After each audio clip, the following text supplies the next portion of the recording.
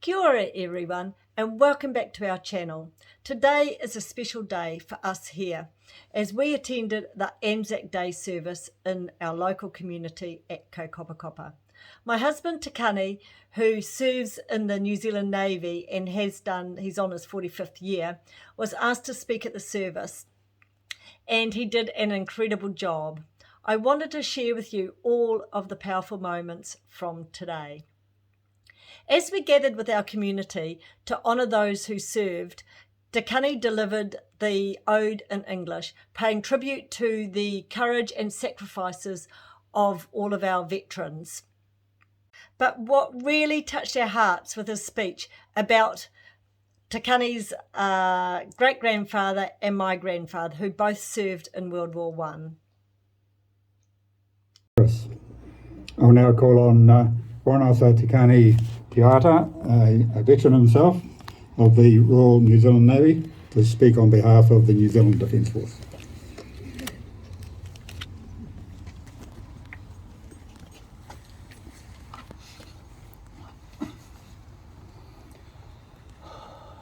E ngā mana i ngā reo, i ngā karangatanga maha. Kua whakapiri mai i tēnei wā, tēnā koutou. Ngā mihi hoki, ki te mana whenua o tēnei rohe, Ngāti whātua ki kaipara, tēnā koutou, tēnā tātou katoa. Each year we gather on Anzac Day to remember and pay tribute to the thousands of New Zealanders who have given their lives in defence of our country in war or conflict. E kore rātou e kau mātua tia, they shall grow not old. Pēnei i a tātou kua mahu e nei, as we that are left grow old. E kore hiroki rātou e ngoi kore, age shall not weary them, aha kua pēwhia i ngā āhuatanga o te wā, nor the years condemn. As the lines of the Ode of Remembrance suggest, many men and women failed to return to their homes, so our obligation is never to forget this sacrifice.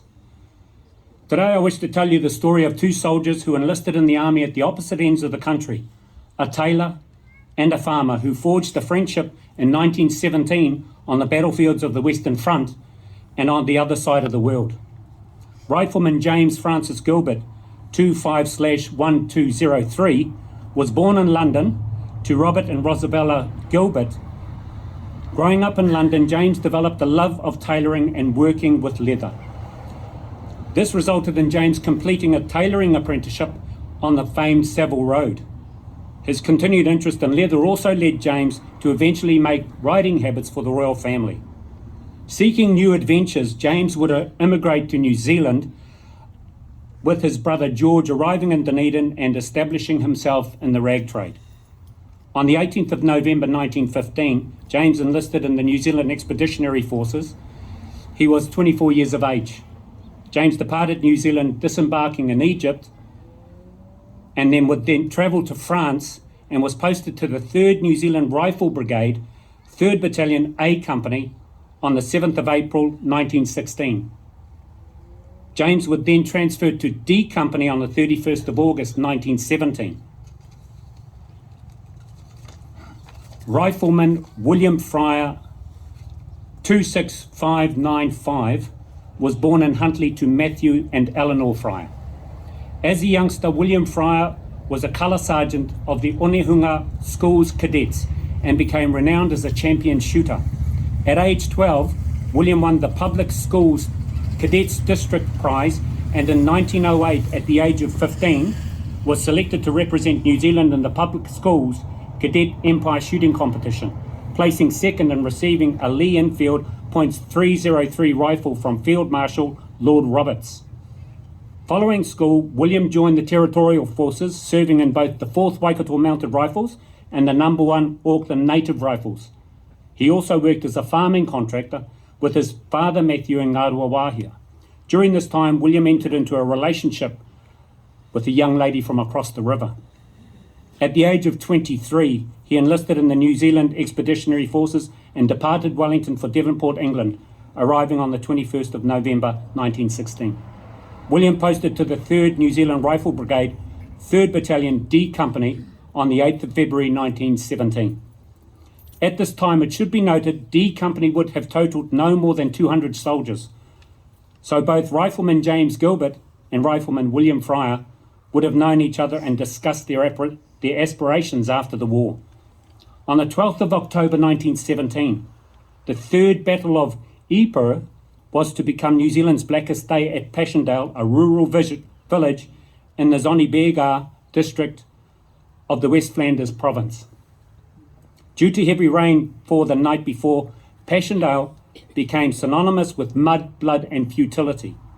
On this day, New Zealand soldiers took part in a disastrous attack on enemy forces that resulted in no ground gained, nearly 3,300 casualties and some 1,200 killed. Near Bellevue, both James and William became two of these casualties. Both men were initially treated at a New Zealand field ambulance and then transferred to a casualty clearance station. Due to deep mud, stretcher bearers faced a long and arduous task to transfer casualties between stations.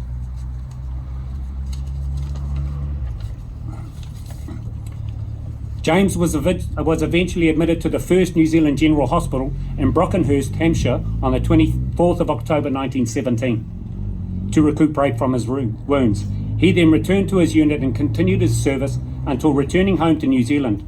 James discharged from the army on the 4th of March 1918 in Dunedin, where he married and had 2 children. William Fryer, however, was admitted to the 83rd General Hospital in Boulogne, France, on the 15th of October 1917.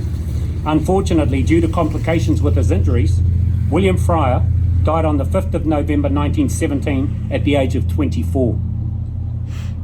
William Fryer 26595 is buried in the Commonwealth War Graves Commission section of the Boulogne Eastern Cemetery.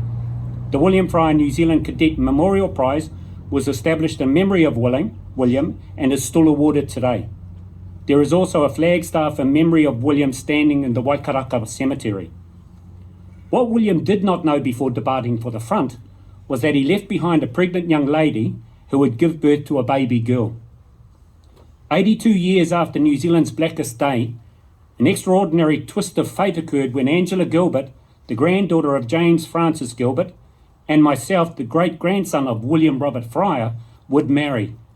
This union, born out of the sacrifices made by their ancestors in a time of war, stands as a powerful testament to the enduring connection between James and William.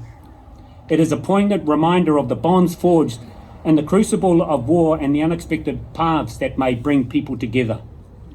The vast majority of New Zealanders who have given their lives for our country remain overseas. After both wars, families that could visit the graves of their loved ones became known as pilgrims going on a pilgrimage. I have been fortunate enough to undertake my own pilgrimage representing the New Zealand Defence Force and walking the battlefields of Somme, Passchendaele, where I travelled to France to visit the gravesite of my great-grandfather William Fryer, and Gallipoli. For most New Zealanders, however, the only pilgrimage they make to remember their loved ones is on this day, the 25th of April each year, to attend a local Anzac Day service. Here today we keep alive that spirit of pilgrimage when we remember the sacrifice of these men and women and all those who have served New Zealand in war and conflict.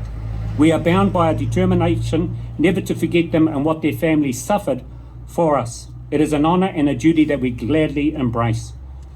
I te hekinga atu o te rā, at the going down of the sun, tai noa ki te aranga mai I te ata, and in the morning, ka maumahara tonu tātou ki a rātou. We will remember them. Kei ware ware tātou, lest we forget. Thank you.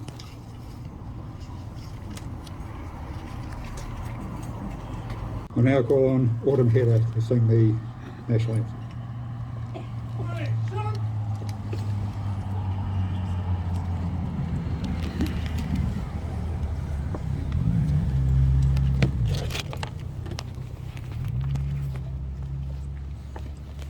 I call on Henry Ramaka to lay a wreath on behalf of the 28th American Company.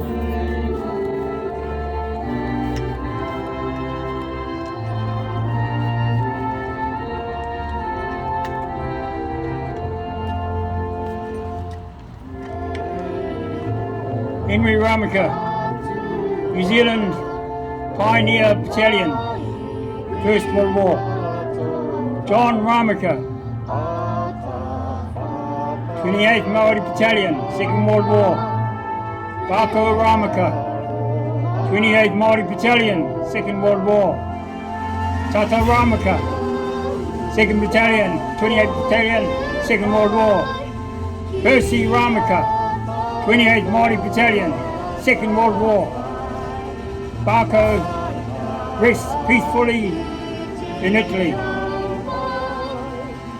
For those who've made the most important sacrifice of their lives. Kia ora.